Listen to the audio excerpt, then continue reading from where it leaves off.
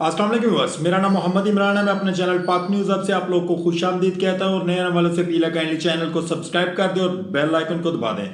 Viewers, आज हम बात करेंगे कॉन्स्टिट्यूशनल अमेंडमेंट के ऊपर। आईनी तरमीम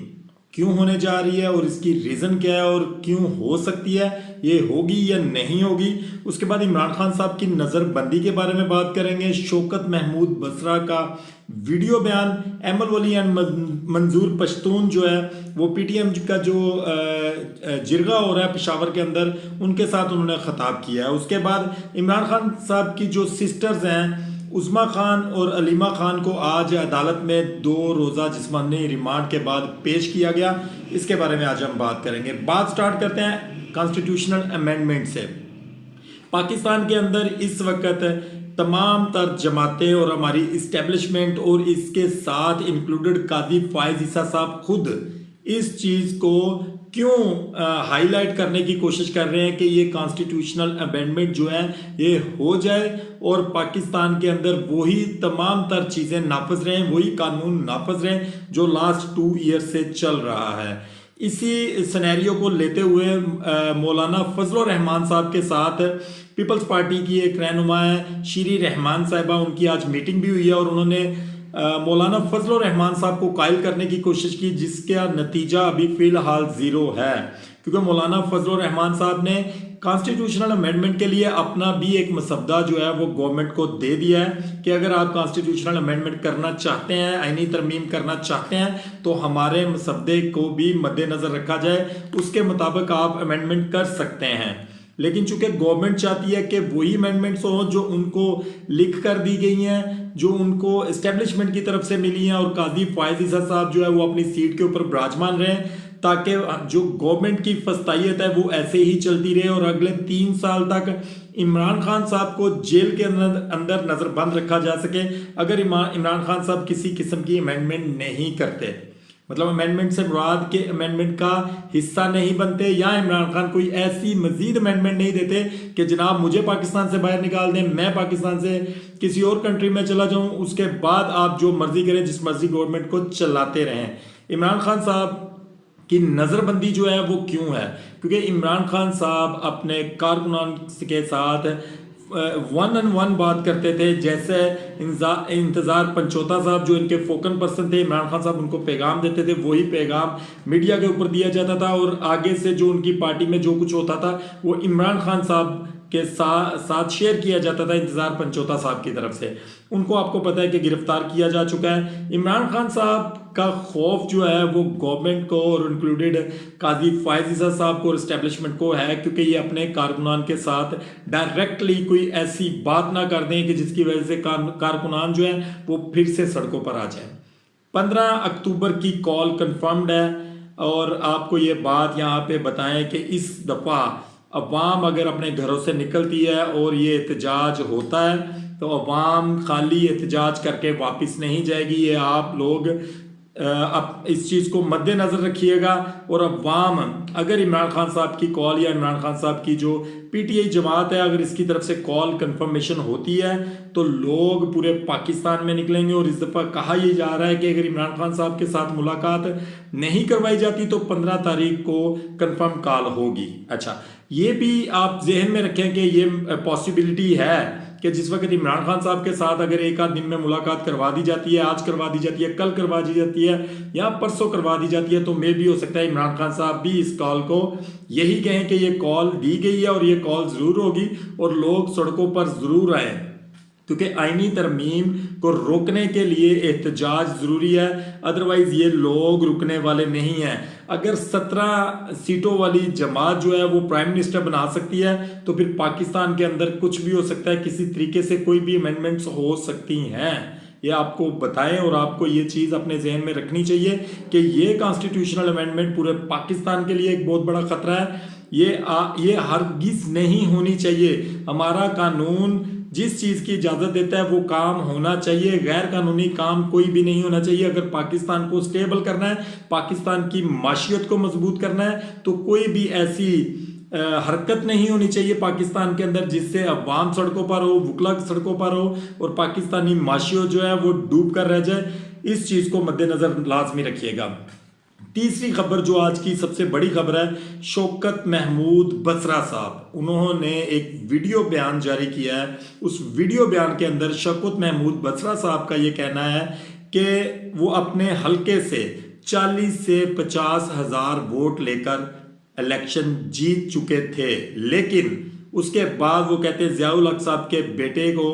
इन्होंने रातों रात जितवा दिया, जबकि वो कह रहे सेकंड नंबर के ऊपर जो कैंडिडेट थे वो नून लीग के थे, लेकिन उन्होंने एक ऐसे बंदे को उठा के ये सीट दी जिस बंदे के पास कुछ भी वोट नहीं थे, आपने उठा के उसको ये सीट मेरे वाली वो कहते हैं दे दे। सेकेंडली उन्होंने ये बात कही है कि उनको हराने के अंदर उन्होंने DGISPR साहब को मुखातब करते हुए ये बात कही है कि उनको हराने में ISI का रोल था। ये शौकत महमूद बसरा साहब का कहना है, उनकी जुबान की ये वर्डिंग है। शायद आप लोगों ने वो वीडियो देखी भी हो। शौकत महमूद बसरा साहब भारी दिल के साथ ये बात करते हुए उन्होंने कहा, उन्होंने DGISPR साहब को मुखातब करते हुए ये बात कही है कि मेरी इस वीडियो के बाद अगर मुझे गिरफ्तार किया जाता है या किडनैप किया जाता है तो मेरी आप लोगों से ये रिक्वेस्ट है कि मुझे या तो मार दिया जाए। मैं अपनी फैमिली को ये बात कह चुका हूँ कि अगर मुझे कत्ल कर दिया जाता है तो किसी किस्म की कोई भी कानूनी कार्रवाई नहीं की जाएगी। जो उन्होंने सबसे बड़ी दिल दहला देने वाली बात की है, उन्होंने ये कहा है कि मेरी आपसे ये हम्बल रिक्वेस्ट है कि जिस वक्त मुझे गिरफ्तार किया जाए मेरे घर की औरतों को हाथ ना लगाया जाए। हम अपने कौम के मुहाफ़िज़ों से किस तरह की अपीलें कर रहे हैं, हम उन लोगों से कैसी अपीलें कर रहे हैं जो हमारे मुल्क की हिफाजत करते हैं। क्यों ऐसा वक्त आया है कि हमें इन लोगों से भी ये अपील करनी पड़ती है कि आप हमारी गिरफ्तारी के बाद हमारे घर वालों को ना हाथ लगाइएगा, हमारी औरतों को ना हाथ लगाइएगा, हमारी औरतों के साथ बुरा सलूक ना कीजिएगा। क्या हमारे जो तहफ़्फ़ुज़ वाला अदारा सबसे ज़्यादा हम जिसको अदारे को समझते हैं, हम उसको पाकिस्तान आर्मी को ही अपने मुल्क का रखवाला समझते हैं और उन्हीं के साथ हम लोग अपनी जानें तक कुर्बान करने के लिए तैयार हो जाते हैं कि जिस जगह पर हमारे जो ऑफिसर्स हैं या जो हमारे सोल्जर्स हैं वो बॉर्डरों पर या दहशतगर्दों के साथ लड़ते हुए अपनी जानें कुर्बान करते हैं, आज अब उनसे भी अपनी हिफाजत मांगते हैं कि आप लोग जो हमारी हिफाजत करने वाले में हम आपसे भी अपनी हिफाजत मांगते हैं। मतलब कुछ समझ से बालातर चीज़ें हैं कि आप लोगों से हम क्या एक्सेप्ट करें कि आप हमारे साथ क्या क्या कर सकते हैं। शौकत जो महमूद बसरा साहब हैं, लिटरली उनकी आंखों में आंसू थे और भारी दिल के साथ उन्होंने ये सारी बातें कही हैं। एक MNA को या इलेक्टेड या सिलेक्टेड MNA को ऐसी बात क्यों करनी पड़ती है कि वो आपके आगे मिन्नतें और समाजतें करें जिसको अवाम लेकर आई है। उन्होंने हलफ दिया है, उन्होंने अल्लाह ताला को हाज़िर नाज़िर जानते हुए ये बात की है और उन्होंने कहा है कि जो इमरान खान साहब हमारे बच्चों की जंग लड़ रहे हैं, शायद इसमें हम अपना कुछ रोल अदा कर सकें। इसके बाद अगर वो कहते हैं मुझे गिरफ्तार करते हैं तो काइंडली मुझे कत्ल कर दिया जाए, मुझे मार दिया जाए, उसके ऊपर ना मेरी जमात और ना मेरी फैमिली किसी किस्म का कोई केस नहीं करेगी। सवालिया निशान है इस सारे मैसेज के ऊपर जो शौकत बसरा साहब ने वीडियो लिंक के ज़रिए दिया है। दूसरी जानब जो पेशावर के अंदर जिरगा हो रहा है जनाब, उसके साथ एमल वली साहब ने ख़ताब किया है जिरगा की अवाम के साथ। मंजूर पश्तून साहब ने जो है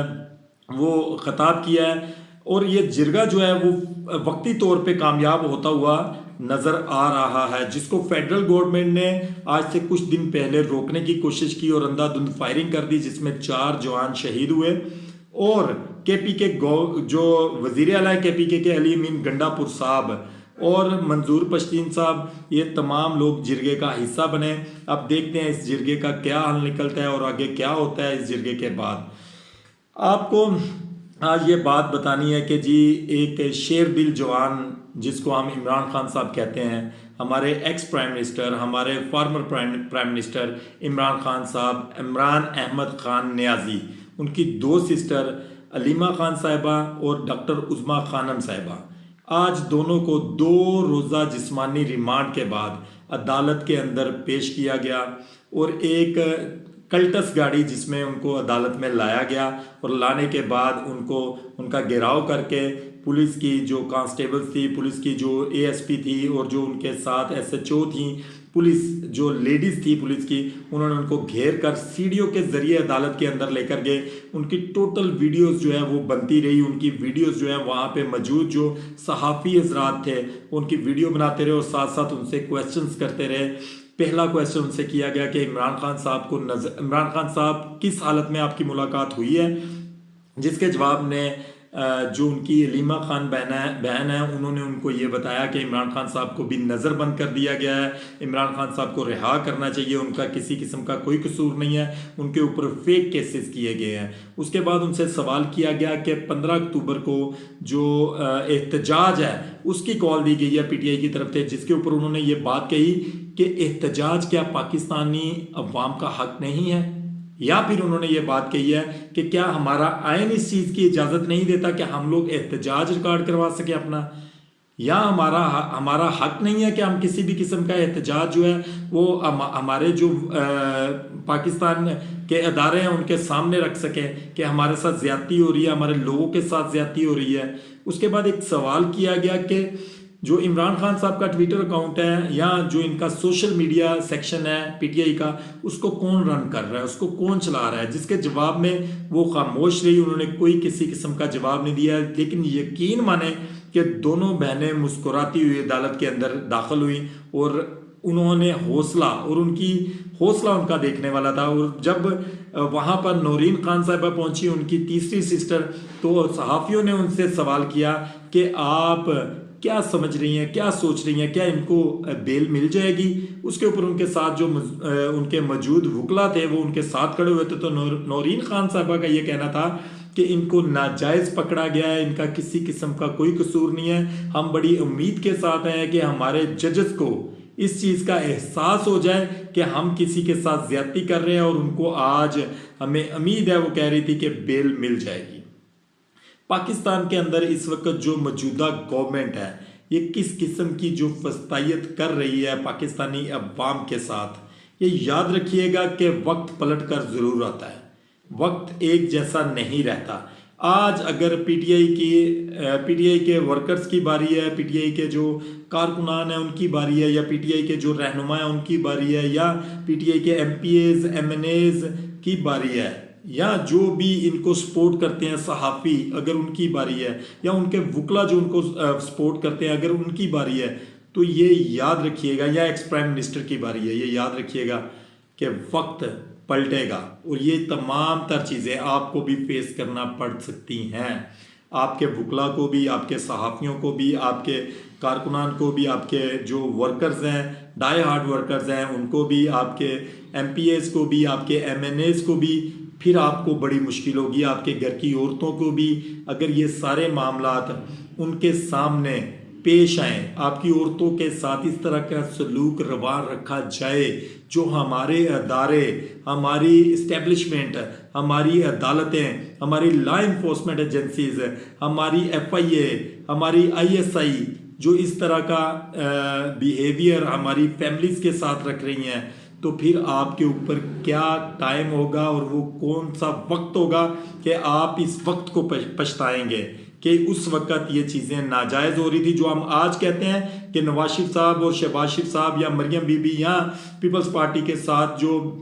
पास्ट में होता रहा है, तो इनको आज क्या तकलीफ हो रही है अगर पीटीआई के साथ हो रहा है, तो ये बिल्कुल आप ठीक कहते हैं। लेकिन ये जहन नशी कर लें कि कल जब पीटीआई वाले ये बात करेंगे, पीटीआई के सहाफ़ी ये बात करेंगे, तो फिर इसका मदावा करने वाला कोई नहीं होगा। क्योंकि अगर आज आप लोग हंस रहे हैं पीटीआई के ऊपर, तो कल हंसने की बारी उनकी भी आ सकती है। ये जहन नशी कर ले। मेरी दुआ है कि अल्लाह ताला हमारे मुल्क के ऊपर किसी ऐसे हुक्मरान को मुसल्लत करे जो हमारे मुल्क को कानून, शरीयत और इस्लाम के मुताबिक चलाए। और मेरी ये भी दुआ है कि अल्लाह ताला आप लोगों को खुश व खुर्रम रखे, जहाँ भी रहें खुश रहें, अपना और अपनी फैमिली का ख्याल रखें। पाकिस्तान जिंदाबाद।